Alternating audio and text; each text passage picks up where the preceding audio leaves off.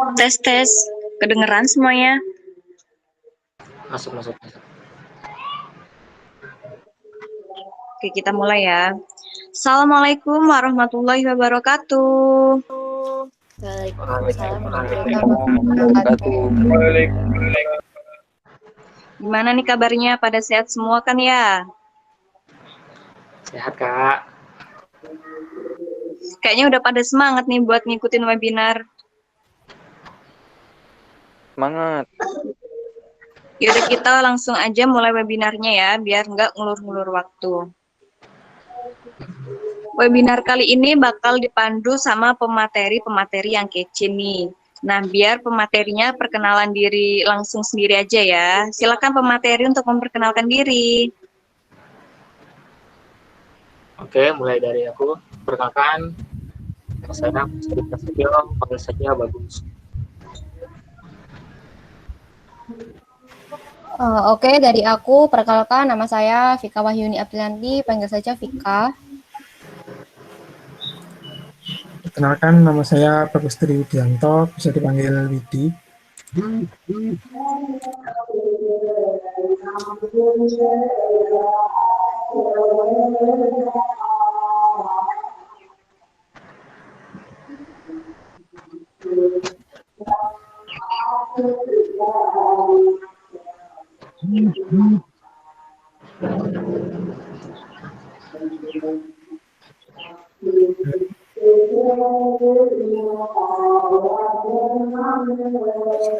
Oke, selanjutnya juga di sini selain menjadi moderator, saya juga menjadi salah satu pemateri dan perkenalkan nama saya Inneke Yola Ferdiana Hadi. Jadi langsung aja masuk ke materi webinar kali ini ya. Judul dari materi webinar kali ini yaitu tentang keamanan jaringan untuk komunikasi data.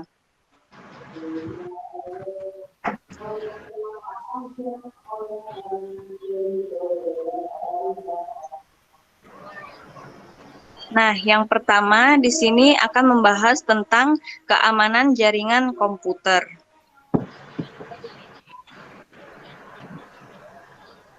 Keamanan jaringan komputer ini berfungsi untuk mencegah dan mengidentifikasi penggunaan yang tidak sah. Nah, jadi keamanan pada jaringan komputer ini benar-benar sangat dibutuhkan buat sistem untuk menjalankan prosesnya ya. Selanjutnya yaitu adalah tujuan keamanan jaringan biar dijelaskan oleh Bagus Adi. Silakan Bagus. Oke, materi akan saya ambil alih. Nah, benar kata Mbak Yola tadi, yang mana keamanan jaringan adalah suatu sistem yang berfungsi untuk mencegah atau mengidentifikasi pengguna-pengguna siapa saja yang mengakses terhadap data kita. Nah, misalnya nih, aku lagi chattingan sama Mas Widi. Nah, Pak, pastinya kita nggak mau dong chattingan kita ketahuan sama orang lain atau tersebar di mana-mana gitu. Yang mana mungkin dalam chattingan tersebut ada bahasan-bahasan penting gitu. Nah, untuk itulah keamanan jaringan itu dibuat untuk mencegah orang lain itu mengetahui hal-hal yang bersifat privasi terhadap diri kita. Nah, kemudian nih, setelah mengetahui apa sih keamanan jaringan itu, nah kita harus mengetahui juga apa sih tujuan dari dibuatnya keamanan jaringan. Yang pertama itu ada availability, yang mana itu berkaitan dengan ketersediaan data atau informasi yang berhubungan dengan komputer kita. Nah, biasanya ini ketersediaan itu didapatkan pada kondisi saat komputer kita itu berada di posisi tidak aman atau bisa saja terindikasi kasus penyusupan. Nah, dari hal tersebut kita bisa menilai apakah availability terhadap keamanan kita itu bagus atau kurang bagus. Nah, dengan mengecek apakah kita itu dapat mendapatkan informasi dari komputer kita.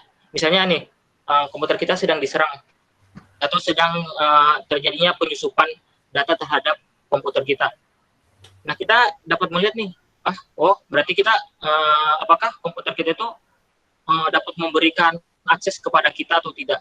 Nah, jika dapat memberikan akses dengan mudah kepada kita yang memiliki wewenang, berarti keamanan kita itu memiliki availability yang bagus Tapi jika kita tidak dapat tidak memiliki akses terhadap komputer kita, berarti availability terhadap keamanan kita itu kurang bagus, seperti itu.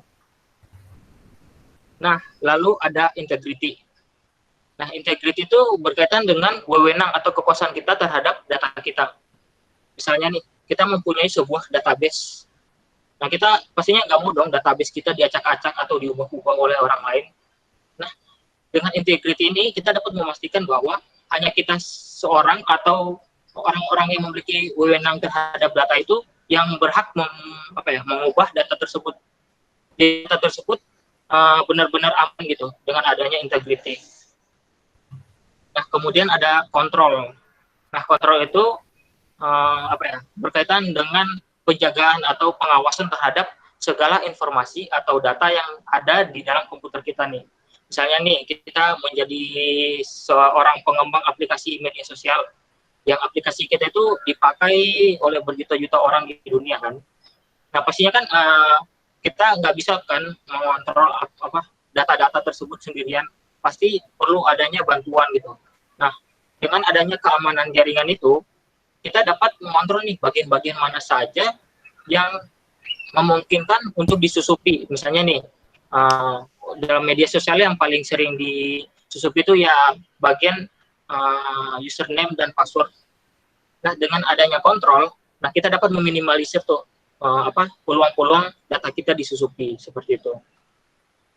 Kemudian audit. Nah, audit ini fungsinya untuk mengecek apakah dalam komputer kita itu terdapat kelemahan pada sistemnya. Misalnya nih, sistem database kita dalam komputer. Nah, dengan audit itu akan mengecek, misalnya sistem database kita itu tidak memiliki proses autentikasi untuk mengenali siapa saja yang mengakses database kita. Nah, dengan adanya audit, yaitu pengecekan, kita dapat mengetahui itu hasil pengecekan tadi, berarti dalam sistem database kita ini tidak ada proses autentikasi, yang mana itu sangat berbahaya untuk database kita, biar tidak diacak-acak oleh orang lain. Nah, seperti itu. Terus ada confidentiality atau kerahasiaan gitu. Pastinya ya semua orang pasti punya dong privasi yang seperti saya sebutkan tadi itu, privasi yang tidak ingin diketahui oleh orang lain. Nah, dengan adanya confidentiality dari keamanan jaringan tersebut, data kita itu benar-benar dipastikan aman gitu. Hanya dapat diakses oleh orang-orang yang memiliki wewenang terhadap data tersebut, yang mana itu bisa saja hanya diri kita sendiri, perusahaan kita, atau sebagainya lah. Seperti itu. Mungkin dari operator bisa next. Nah, kemudian nih, ada jenis-jenis pengamanan jaringan. Nah, seperti yang sudah saya bahas tadi itu, saya ada membahas autentikasi. Nah, autentikasi itu sendiri termasuk dalam pengamanan jaringan, yang mana proses autentikasi itu untuk mengenali peralatan, sistem operasi, kegiatan, atau user yang mengakses komputer kita. Misalnya nih, paling gampangnya sih, misalnya kita memiliki sebuah akun media sosial nih. Ya pasti saja setiap mau memakai akun media sosial kita kan kita perlu login kan, perlu login dan memasukkan username dan password. Nah, dengan adanya autentikasi, kita dapat mengetahui tuh siapa saja yang ingin mengakses akun kita. Misalnya nih, orang tersebut mempunyai username dan password kita. Nah, walaupun dia mempunyai username dan password kita dapat mengetahui tuh, peralatannya atau device yang dipakai untuk login ke akun kita itu ini. Nah, dengan itu kita dapat kita mendapatkan informasi bahwa media sosial kita ini lagi coba untuk diakses oleh orang lain, sehingga kita dapat mengubah password dan username-nya sebelum orang lain itu mengubah password-nya, seperti itu. Kemudian ada enkripsi. Enkripsi itu adalah teknik pengkodean untuk menjaga data. Nah, enkripsi ini dilakukan untuk menjaga kerahasiaan data. Untuk gampangnya sih, ilustrasinya seperti ini. Misalnya saya sedang chattingan atau sedang chattingan lah sama Mas Widi. Nah, dan kita lagi membahas tentang tentang sesuatu yang penting. Misalnya nih, tentang data-data rahasia pelanggan kita gitu. Nah, dengan adanya enkripsi, itu dapat meminimalisir data kita itu tercuri pada saat proses komunikasinya, pada saat proses distribusi terhadap penerima. Misalnya saya mengirimkan data terhadap Mas Widi. Nah, dengan itu enkripsi itu akan mengubah data-data kita menjadi suatu kode-kode tertentu, yang mana kode tersebut hanya dapat dipecahkan oleh kita sendiri atau partner kita gitu. Jadi yang memiliki kunci dari kode tersebut hanya orang-orang tertentu. Nah, dengan adanya enkripsi itu, orang lain yang akan mengakses data kita itu tidak mengetahui apa sih isi dari data yang ada ini. Nah, mereka akan kebingungan dengan kode-kode tersebut. Nah, ketika kode tersebut sampai ke Mas Widi, nanti itu akan dienkripsi lagi menjadi file asli. Seperti itu. Mungkin bisa lanjut. Nah, sekarang kita akan membahas tentang faktor-faktor penyebab risiko dalam jaringan. Apa saja sih yang bisa menyebabkan risiko dalam jaringan kita tuh? Yang pertama sih ada kelemahan manusia atau human error. Nah, ya kita paling tahu lah, manusia itu letaknya kesalahan kan. Nah, kesalahan pada manusia itu bisa saja disengaja atau tidak disengaja. Misalnya nih, tidak disengaja.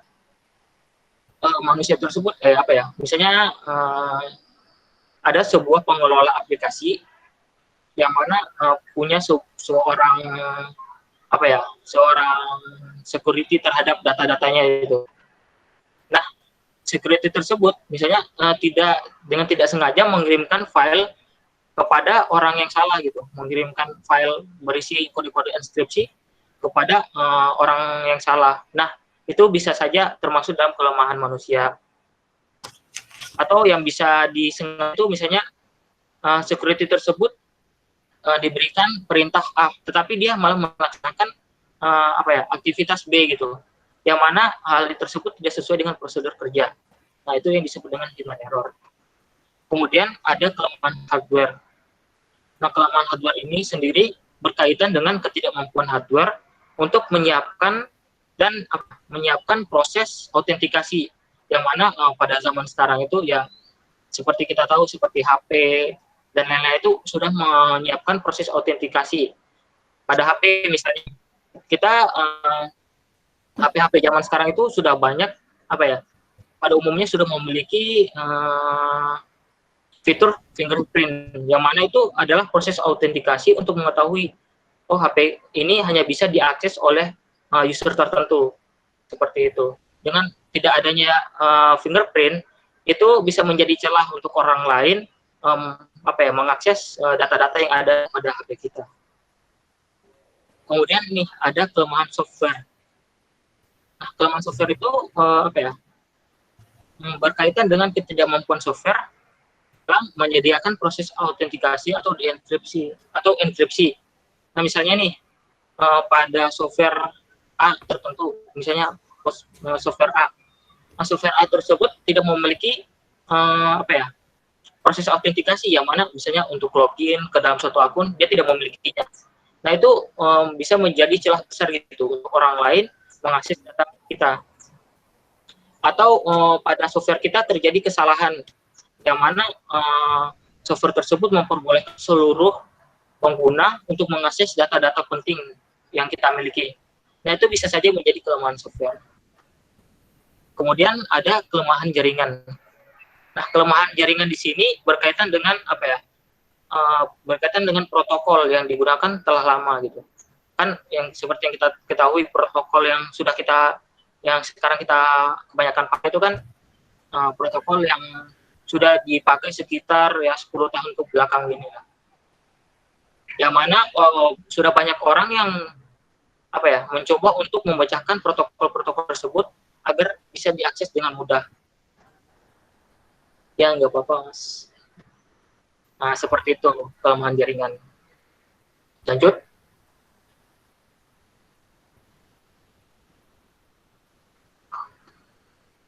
Nah, kemudian nih ada manajemen risiko. Nah, setelah kita tahu nih faktor-faktor apa saja yang bisa menyebabkan risiko terhadap keamanan jaringan kita bisa meminimalisir akibatnya gitu dengan manajemen risiko yang ada. Jadi dalam manajemen risiko itu terdapat sebenarnya ada 3 langkah di sini. Yang pertama itu ada pengumpulan informasi. Nah, pada proses pengumpulan informasi ini, kita mulai mengumpulkan informasi tentang faktor-faktor apa saja yang bisa disusupi pada jaringan kita. Misalnya, faktor-faktor yang memiliki celah besar itu ada terhadap manusia atau hardware atau software atau jaringan, atau malah semua faktor yang ada itu malah menjadi celah besar untuk jaringan kita. Nah, dari situ kita mulai mengumpulkan informasi itu tentang faktor-faktor yang menyebabkan risiko. Kemudian masuk ke tahap 2. Tahap 2 itu sebenarnya analisis, yang mana di dalamnya itu ada penilaian terhadap perlindungan yang efektif. Jadi pada manajemen risiko itu hanya ada 3 langkah seperti itu. Jadi pada proses analisis itu kita mulai menilai nih, sebenarnya perlindungan yang efektif itu yang bagaimana, yang baik itu yang bagaimana. Lalu kita bandingkan dengan informasi yang telah kita dapatkan. Oh, ternyata dari informasi yang kita dapatkan, celah yang ada itu tidak memiliki perlindungan seperti yang telah disebutkan pada perlindungan yang efektif. Seperti itu. Setelah kita mengetahui ini hasil analisis dari resiko-risiko yang ada, yang terakhir ya kita harus output, kita harus mengeluarkan semua hasil analisisnya itu dalam bentuk tindakan.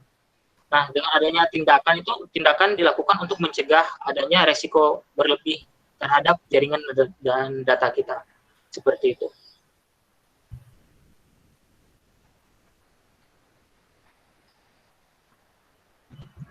Oke, jadi bisa disimpulin dari penjelasan Mas Agus bahwa keamanan data atau data security adalah sebuah prosedur dengan dukungan dari regulasi dan teknologi untuk melindungi data dari perusakan data, modifikasi data, serta penyebaran data baik disengaja maupun tidak. Selain itu, data security atau keamanan data ini juga merupakan perlindungan terhadap data digital yang bersifat privat untuk mencegah akses yang tidak diinginkan terhadap komputer, database maupun website. Nah, jadi singkatnya keamanan data ini merupakan tindakan yang dilakukan untuk mengamankan data, khususnya data digital dari tangan-tangan yang merugikan.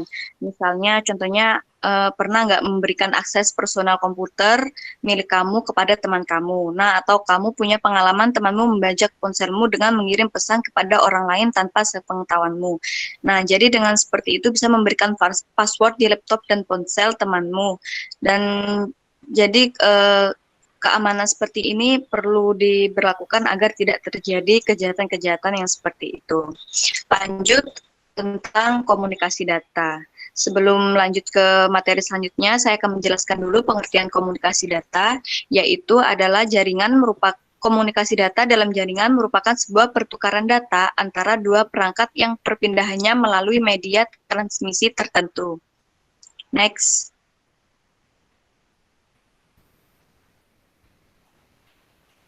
Nah, selanjutnya fungsi dan tujuan komunikasi data akan dijelaskan oleh pemateri selanjutnya, yaitu Mbak Vika. Silakan.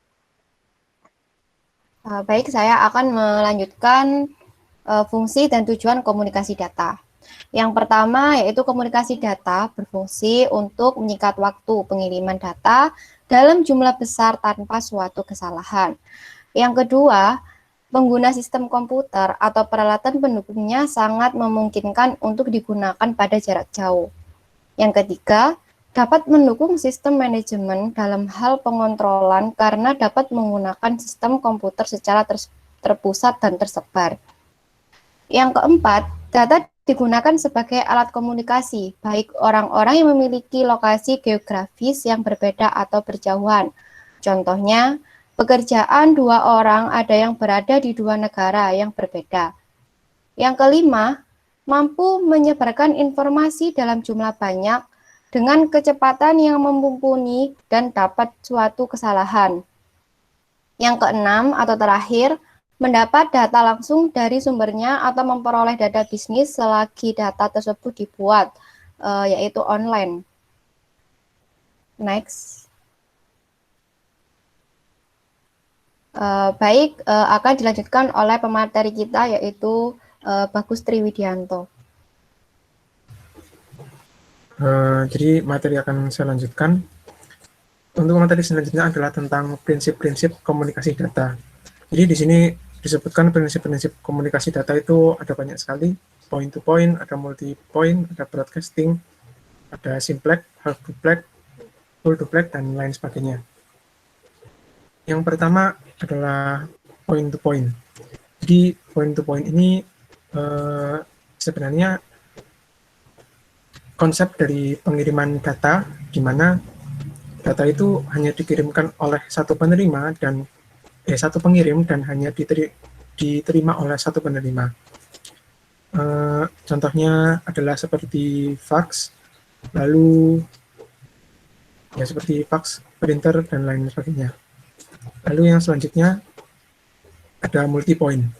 Dalam multi point ini konsepnya berbeda sedikit dengan point to point. Apabila point to point hanya dari satu pengirim ke satu penerima, untuk multi point dari satu pengirim untuk beberapa penerima.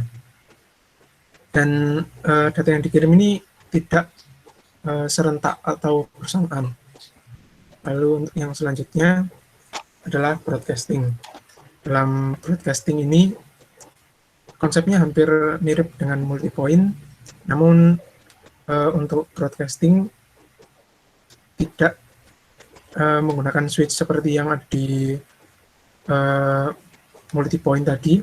Jadi broadcasting ini dari satu sumber langsung dikirim ke semua penerima tanpa terkecuali. Jadi dilakukan dalam waktu yang bersamaan. Lalu untuk selanjutnya adalah simplex.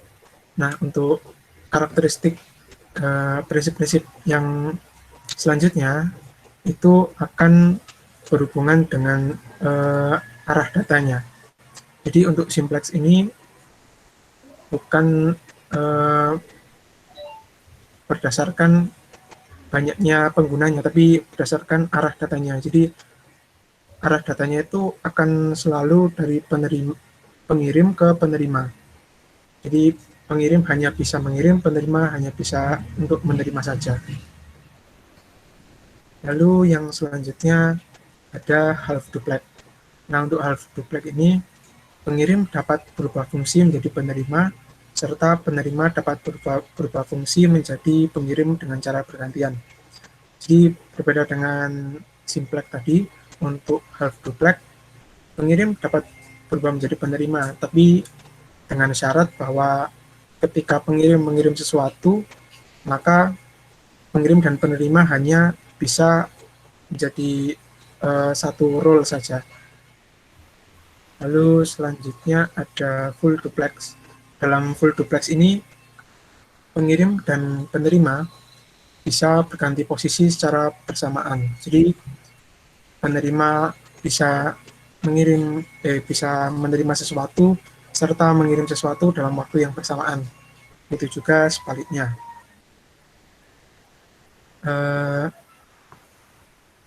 Lalu selanjutnya OSI layer.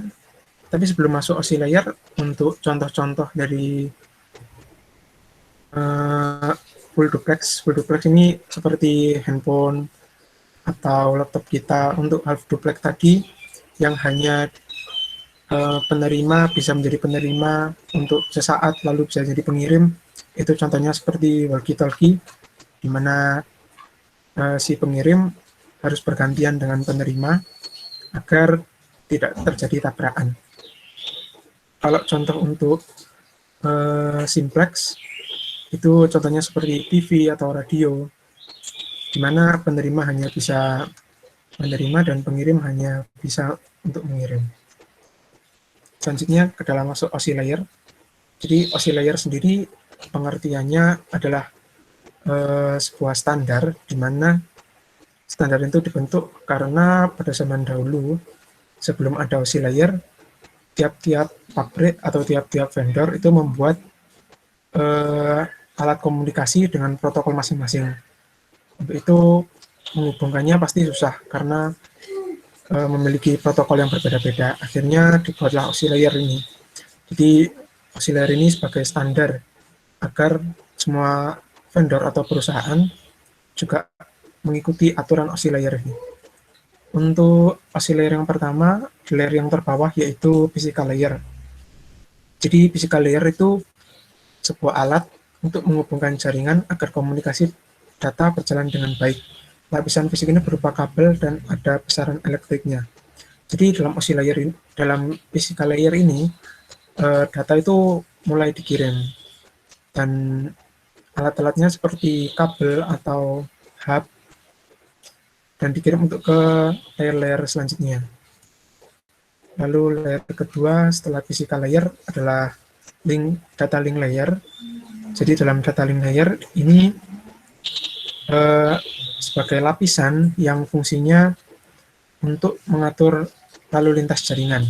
Jadi karena pastinya data-data tersebut tidak hanya dikirim ke satu atau dua penerima, biasanya terdapat banyak penerima. Fungsi dari data link layer ini untuk membagi-bagi. Jadi contoh dari OSI layer ini, contoh dari data link layer ini seperti switch. Lalu yang selanjutnya ada network layer. Jadi di network layer ini mulai diberi alamat jaringan di dalam paket-paket atau data tersebut agar mengetahui tujuannya itu kemana. Lalu setelah ke network layer, selanjutnya akan masuk ke transport layer. Di dalam transport layer, ini akan menjamin setiap data yang diantarkan oleh mesin komputer sampai kepada penerima tanpa mempermasalahkan jenis jaringan. Jadi transport layer ini yang menjamin agar data itu sampai dari pengirim ke penerima. Apabila diperlukan, transport layer akan mengirimkan data baru. Lalu untuk transport layer ini terkadang datanya itu terlalu besar. Jadi transport layer itu akan membagi-bagi data tersebut menjadi bagian kecil-kecil agar dapat dengan mudah untuk dikirim. Lalu untuk yang selanjutnya adalah session layer. Seperti session ini masih berhubungan dengan sesi ya. Jadi contohnya seperti kita login dalam suatu akun, itu ada namanya juga sesi. Sesi ini untuk mengendalikan apakah kita terhubung atau tidak. Lalu untuk sesi ini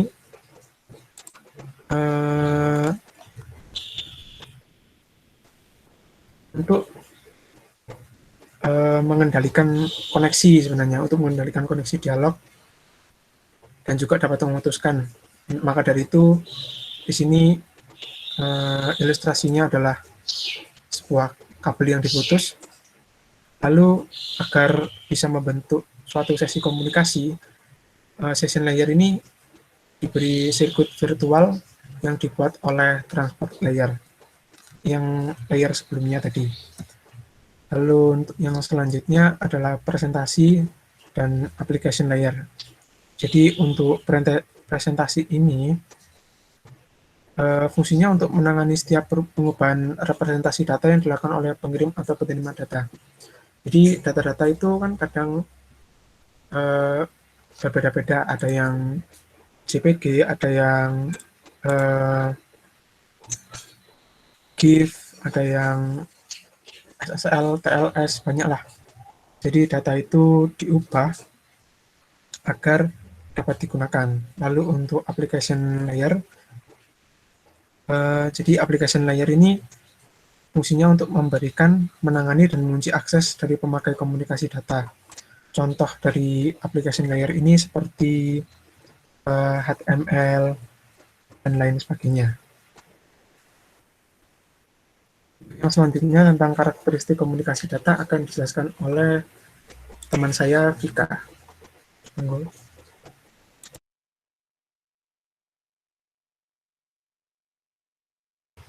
Oke, baik, saya lanjut ke karakteristik komunikasi data. Yang pertama ada pengiriman. Hal ini terlihat dari sistem yang harus mentransfer dari ketujuan yang telah ditentukan, kemudian data tersebut harus diterima oleh perangkat. Lalu yang kedua ada akurasi. Pada karakteristik ini, sistem harus memberikan data yang akurat, kemudian data tersebut akan diubah ke dalam transmisi. Setelah data sudah berubah, maka akan meninggalkan sumber dan data yang tidak dikoreksi sudah pasti tidak dapat digunakan. Yang ketiga ada ketepatan waktu. Perangkat harus mengirimkan data akurat pada waktu yang tepat. Apabila waktu pengiriman terlambat, maka data tidak akan berguna. Hal semacam ini dapat disebut juga dengan pengiriman transmisi real time. Terus yang keempat ada jitter. Jitter merupakan karakteristik komunikasi data yang mengarah pada variasi waktu kedatangan data sendiri. Lebih tepatnya mengacu pada keterlambatan yang tidak merata sehingga akan menyebabkan kualitas data yang dihasilkan akan berbeda. Next.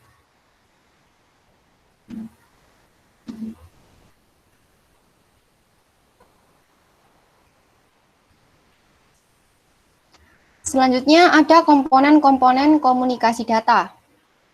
Yang pertama ada source, yaitu membangkitkan data atau informasi yang akan dikirimkan. Sumber dalam hal ini dapat berupa alat input pada perangkat komputer atau laptop.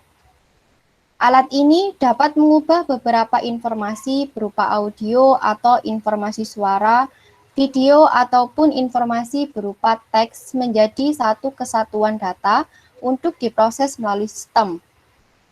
Kemudian yang kedua ada transmitter, yaitu sebuah alat yang berguna untuk memproses data-data yang berasal dari komponen pertama, yaitu sumber untuk disalurkan ke sistem transmisi. Alat ini berbentuk komputer personal yang bisa digunakan untuk mengolah segel bentuk data. Kemudian yang ketiga ada sistem transmisi, yaitu sebuah jalur transmisi tunggal maupun jalur kompleks yang menghubungkan dua sistem, yakni sumber dan tujuan. Secara fisik, alat ini dapat berupa media wireline atau media wireless, yaitu jalur transmisi tunggal dalam sistem transmisi ini adalah satu segmen jaringan yang perangkat pengirim dan penerimanya berupa satu jenis media yang sama. Sedangkan jalur kompleks adalah kedua perangkat pengirim dan penerima yang dihubungkan oleh satu sistem operasi yang sama. Kemudian yang keempat ada receiver, yaitu alat yang digunakan untuk menerima sinyal atau sistem transmisi dan memproses segala informasi atau data yang diperoleh oleh perangkat tujuan. Dalam bentuk fisiknya, alat ini dapat berupa komputer personal yang berfungsi secara umum. Yang kelima, ada destination, yaitu komponen yang menangkap informasi atau data yang dihasilkan oleh penerima. Data yang dihasilkan oleh perangkat tujuan selanjutnya akan diubah menjadi jenis data yang sama dengan data yang dikirimkan oleh perangkat sumber. Nah, selain karakteristik dan komponen, ada juga bentuk-bentuk komunikasi data, yaitu ada offline communication system, merupakan sebuah sistem pengiriman data melalui fasilitas telekomunikasi dari satu lokasi menuju pusat pengolah data, namun data yang dikirim tidak langsung ke proses ke CPU. Ada beberapa peralatan yang dibutuhkan dalam komunikasi offline, di antaranya yaitu ada terminal yang dipakai untuk mengirim dan menerima data jarak jauh yang menggunakan fasilitas telekomunikasi. Banyak macam jenis terminal ini, misalnya paper, tip, disk drive, dan lain-lain. Yang kedua ada jalur komunikasi, yaitu sebuah fasilitas telekomunikasi yang sering dipakai Contohnya itu ada telepon, telegraf, dan lain sebagainya. Yang ketiga ada modem, yaitu suatu alat yang mengubah data dari sistem kode digital ke dalam kode analog atau sebaliknya. Kemudian bentuk lainnya yaitu online communication system. Pada sistem ini, data yang dikirimkan lewat terminal komputer dapat langsung diproses oleh komputer pada saat kita membutuhkannya. Sistem komputer online ini antara lain dapat berupa real-time system, yaitu suatu sistem pengolahan data yang membutuhkan tingkat transaksi dengan kecepatan yang sangat tinggi. Yang kedua ada batch processing, yaitu suatu teknik pengolahan data dengan cara menumpuk data tersebut lebih dulu lalu diatur pengelompokan datanya dalam suatu kelompok yang dinamakan batch. Yang ketiga ada time sharing system, yaitu teknik pemakaian atau penggunaan online system oleh beberapa user atau pengguna. Yang keempat ada distributor data processing system, yaitu suatu sistem komputer interaktif yang terpancar secara geografis dan dihubungkan lewat jalur telekomunikasi. Setiap komputer juga mampu memproses data sebuah mandiri dan memiliki kemampuan untuk berhubungan dengan komputer yang lain dalam satu sistem. Next. Nah, teman-teman, di sini ada evaluasi soal. Sebelum lanjut ke evaluasi soal, aku mau tanya nih, tadi yang dibahas apa aja ya? Ayo, siapa yang tahu ntar dapat tambahan nilai di akhir.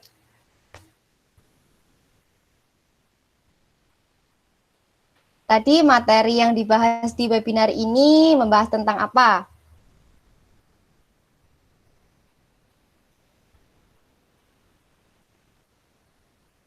Teman-teman bisa jawab langsung atau bisa lewat chat.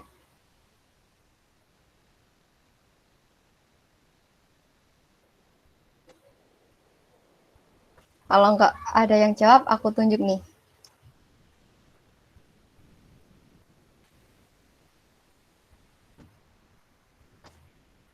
Ada tuh yang jawab di kolom chat tuh Mas Utara ya. Katanya tadi Bisa. keamanan jaringan. Nah, benar banget. Ada keamanan jaringan. Terus selain keamanan jaringan juga ada apa lagi?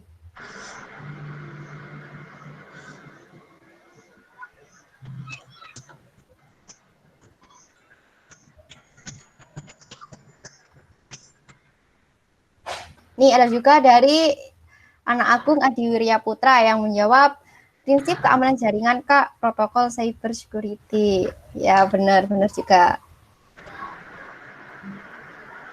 Berarti kalian di sini pada paham semua ya materi ini? Insya Allah paham dong. Oke, tanpa lama-lama, ayo kita langsung ke evaluasi soal. Mungkin sebelum masuk ke evaluasi soal, dari teman-teman ada yang mau nanya? Saya ingin bertanya Mas. Ya boleh, silakan Mas Andre. Tadi kan setelah dijelasin beberapa materi ya, nah tadi ada pertanyaan satu nih Mas. Bagaimana karakteristik dari enkripsi yang baik dan benar Mas? Kan enkripsi itu kan pasti ada yang enkripsi buruk dan baik. Nah yang baik itu seperti apa Mas? Oke, sebenarnya sangat bagus ya. Memang tadi kan kita sudah bahas tentang enkripsi kan.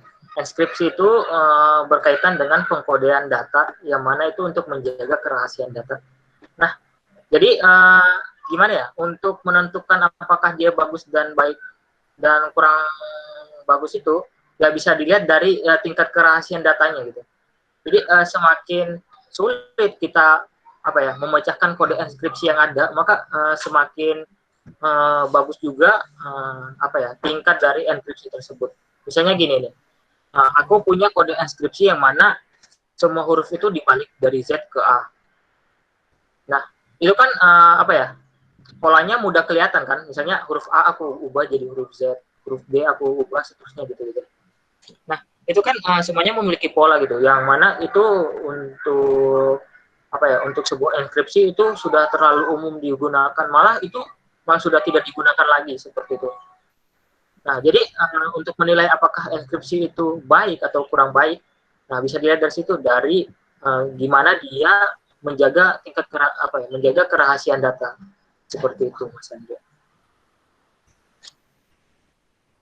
Oke Mas, oke, sudah mengerti Mas. Makasih banyak Mas. Ya, kasih juga Mas Andre.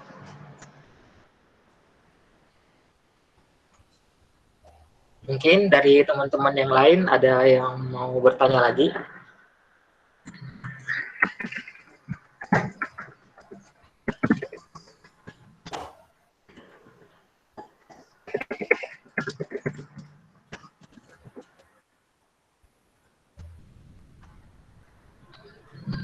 Mungkin dari teman-teman tidak ada yang mau bertanya lagi ya.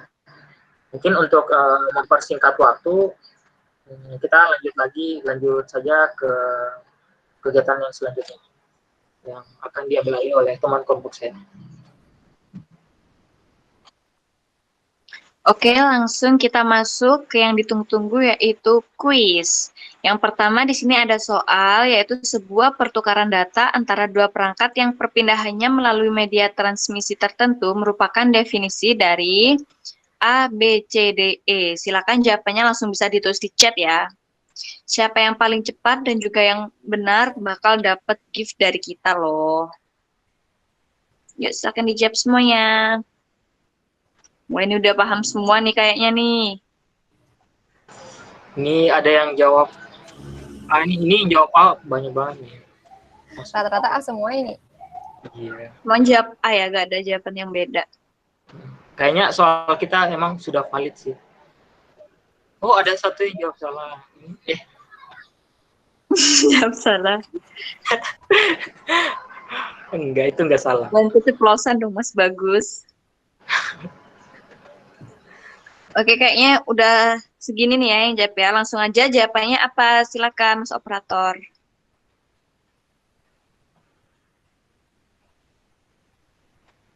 Yeay, benar. Jadi selamat buat Mas Utara ya, yang pertama jawab dan benar.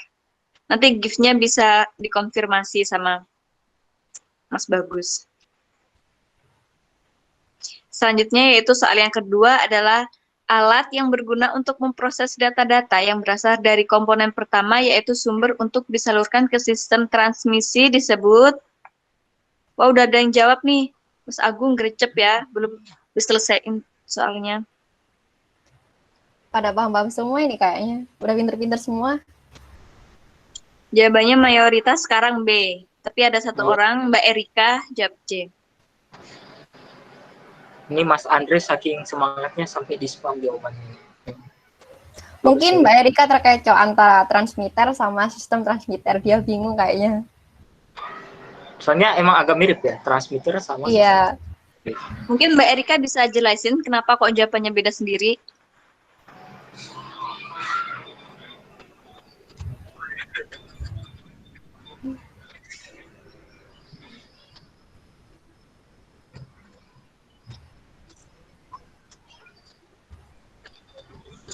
Halo, Mbak Erika. Mungkin kayaknya anaknya masih bingung deh, Kak. Mungkin kalau nggak kepencet sih ya. Iya. Oh, katanya salah ketik sih, salah ketik katanya. Yaudah biar nggak lama-lama lagi, langsung aja jawabannya. Silakan ditampilin Mas Operator. B. Wah, selamat buat siapa nih yang pertama? Buat Mas Anak Agung. Hadiahnya bisa dikonfirmasi ya nanti. Oke, next soal selanjutnya.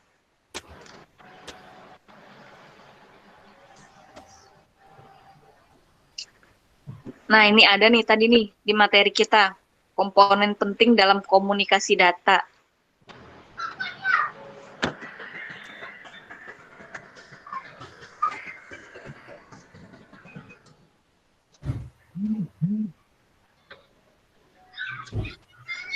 Wah, mayoritas nih sekarang jawab D ya.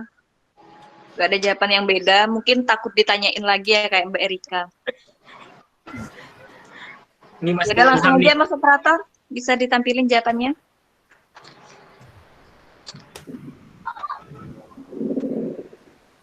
Wah, selamat deh ya yang betul. Selamat buat Mas siapa nih? Mas Mas Ilham. Ilham. Gercep banget Mas Ilham. Keren Mas Ilham nih. Oke, next.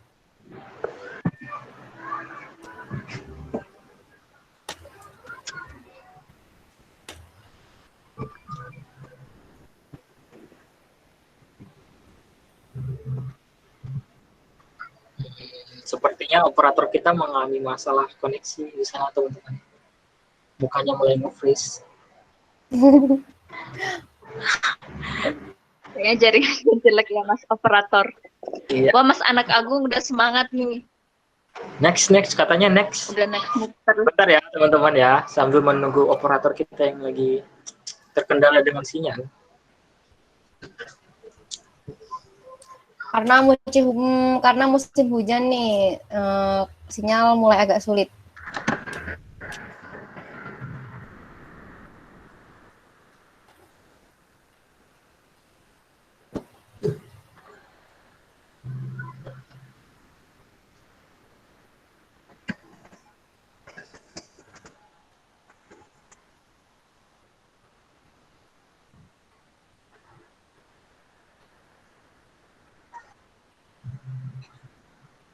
Sebentar ya, akan saya gantikan Bahlil. Mungkin pada nggak sabar itu nih, jawab semua nih, Iya, pada minta next. sebentar. Sabar.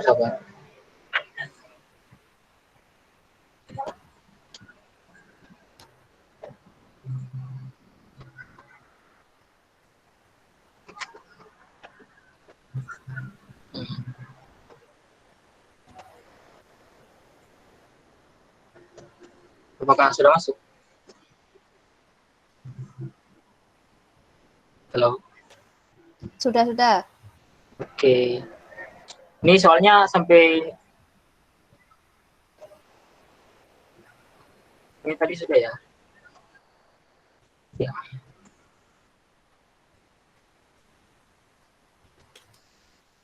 Oke. Silakan dijawab teman-teman. Baik, akan aku itu ya. Soal berikut yang tidak termasuk dalam karakteristik komisi data adalah apa? Ayo.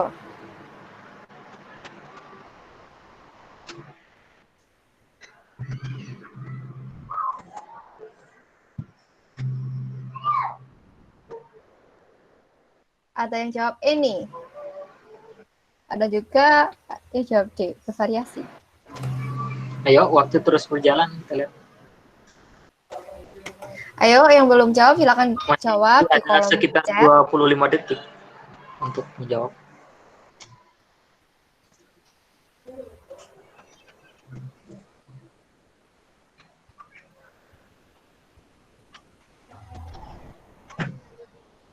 Oke, maaf ya tadi habis kesalahan teknis. Jawabannya Jawabannya adalah penerimaan. Benar banget, jawabannya adalah penerimaan karena penerimaan itu ya kecuali ya tidak ada ya penerimaan, adanya cuma pengiriman. Next ke soal berikutnya. Ini udah agak susah nih. Yuk, siapa cepat dia dapat. Keterlambatan yang tidak merata sehingga akan menyebabkan kualitas data yang dihasilkan akan berbeda. Hal tersebut adalah karakteristik komunikasi data, yaitu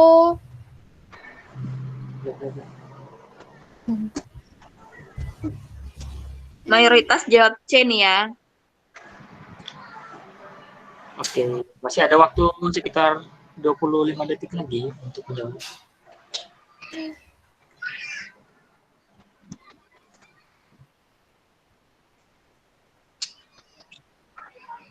Wah, Mbak Erika ganti-ganti nih habis C terus E. Kenapa tuh Mbak kok bisa ganti? Salah ketik lagi mungkin.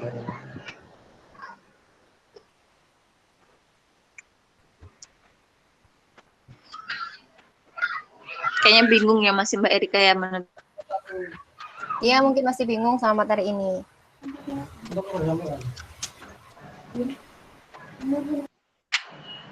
Oh, Mbak Erika ngikuti Mas Iva.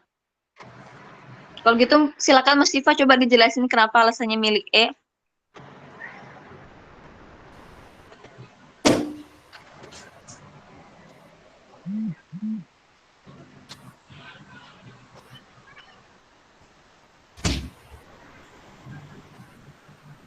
Maaf. Mas Ika nih, iya terkendala sama mic nih, nggak bisa nih. Oke, nggak apa-apa. Yang penting jawabannya benar ya, E. Oke, langsung next soal.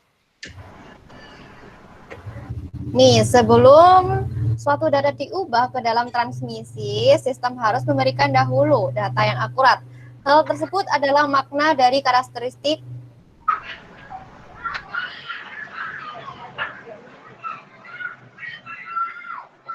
Mas Agung gercep nih, B.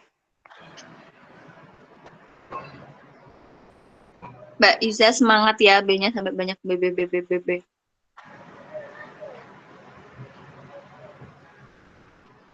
Oke, masih ada waktu 10 detik.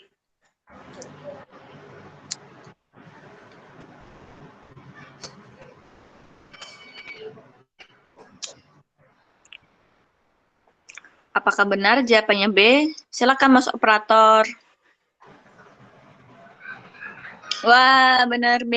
Selamat buat Mas Anak Agung. Lagi-lagi Mas Anak Agung yang dapetin hadiah. bakal dapat itu nih, gift banyak nih dari Mas Bagus. Wah, Mas Bagus siap-siap tekor nih ya.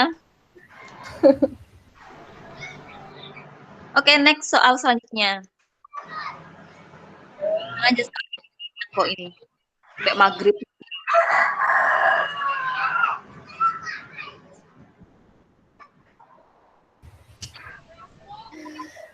Saya pada heran nih sama yang para audiens nih. Kenapa Mbak Vika? Gercep banget. Emang udah baca soalnya ya kok baru ditampilin langsung pada jawab nih. Semangat banget. Iya, gercep ya. Apa emang paham? Apa emang bejo nih? Nah, nih di sini yang menarik lagi-lagi Mbak Erika jawabnya beda dari yang lain. Ayo silakan Mbak Erika dijelaskan. Nggak mungkin kan kalau salah pencet sampai 3 kali. Silakan Mbak Erika.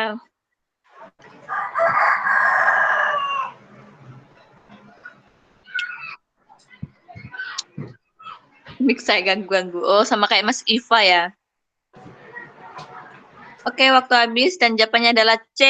Selamat buat Mas Ilham. Lagi-lagi Mas Ilham. Kayaknya Mas Agung nih saingannya sama Mas Ilham nih. Oke, soal terakhir ya nih ya.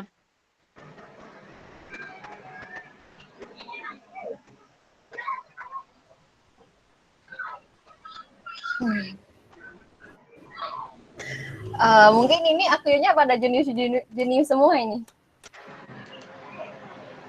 Kayaknya sekarang aku mau ganti tanya ke yang jawabnya sampai hurufnya triple nih. Sama buat ke Mbak siapa nih? Rahajeng Mufti. Silakan Mbak Rahajeng. Kayaknya yakin banget ya sampai nulis hurufnya aja sampai 3-an. Silakan Mbak Rahajeng dijelaskan.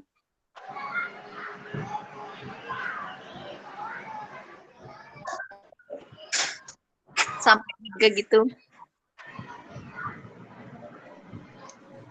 Kayaknya nih semua audiensnya mic-nya pada rusak ya. Mulai dari tadi semua mic-nya nggak bisa. Dari Mas Iva, Mbak Erika, Mbak Ajeng. Mungkin mereka ini laptopnya barengan mungkin. Mungkin lagi kerkol nih ya, jadi sekalian ikut webinar. Yap, jawabannya C, benar-benar. Wah, kayaknya nggak ada yang salah ya dari tadi satupun soal. Hebat nih Mbak Ajeng nih. Selamat buat Mbak Ajeng ya, bisa diambil hadiahnya di Pak Widi. Ini biar makin seru, ini waktu untuk jawabnya kita cepetin dikit ya. Oke, ini soal terakhir nggak? Masih ada lagi. Oke, ini. Oke, sip. Ayo, siapa jawab cepat. Wah, Mbak Iva udah nyusul. Ayo, 3, 2, Satu. 1. Terem. Jawabannya D. Oke, next.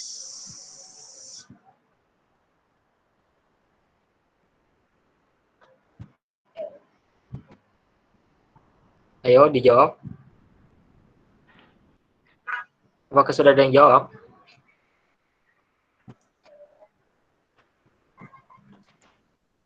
Oke. 3, 2, 1.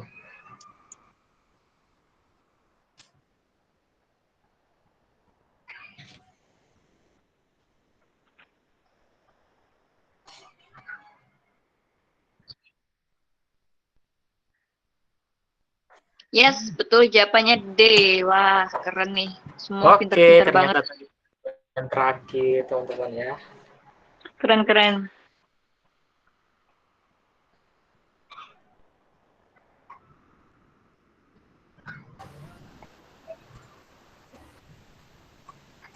Tidak terasa nih webinar kali ini sudah selesai aja nih. Nanti yang menang bakal dihubungi sama Mas Widi ya. Jadi tungguin aja chatnya. Udah didata kok tadi yang menang siapa aja, jadi nggak usah bisa langsung khawatir. SPD. Santai.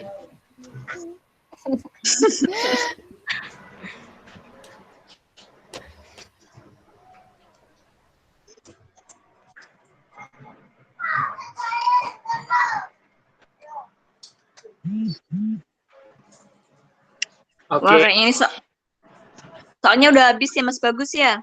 Iya, soalnya udah habis. Ada seru nih ya. Nggak kerasa kita udah 1 jam lebih bersama audiens yang sangat semangat dan cerdas ini ya, serta aktif melebihi batas. Itu Mas, mungkin bisa itu open kamera. Oh, mau foto kan? Ya. Yang belum on cam bisa on cam ya buat dokumentasi. Siapa yang on cam pertama nih juga bakal dapat gift loh nanti. Ini Mas Agung gercep banget dari tadi. Ya ini yang open cam juga ini nih. Bisa dapat gift nih dari Mas Bagus sama Mas Pidi.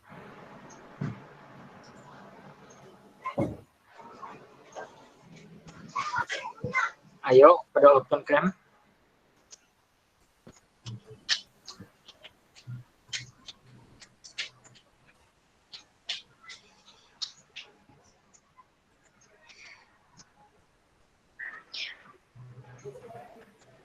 Mbak Erika ini semua gangguan ya, mic, kamera, semua serba gangguan. Ayo teman-teman bisa open cam nih, bentaran nih, cuma butuh waktu 5 detik deh. Kayak Mas Anak Agung ini loh sudah on cam meskipun hanya atap.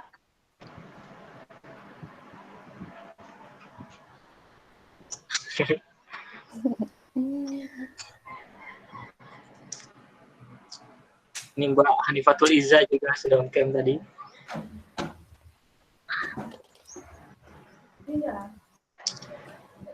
Oke. Mungkin ini. Nih, ada Mas Utara nih yang on cam. Oke, saya hitung ya. 1, 2, 3.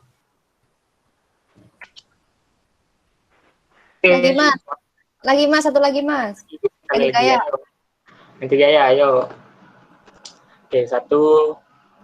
Mas Widi Kaya dong. 1, 2, 3. Oke. Terima kasih semua.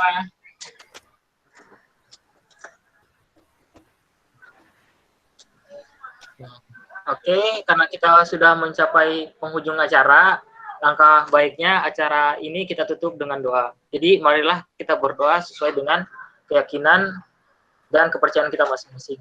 Berdoa dimulai.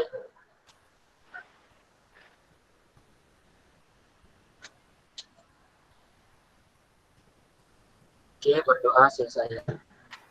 Oke, terima kasih semuanya yang udah menyempatkan waktunya untuk hadir pada webinar kali ini. See you on the next webinar ya. Semangat Terima teman-teman. Terima kasih. Terima kasih. Terima kasih. Ya.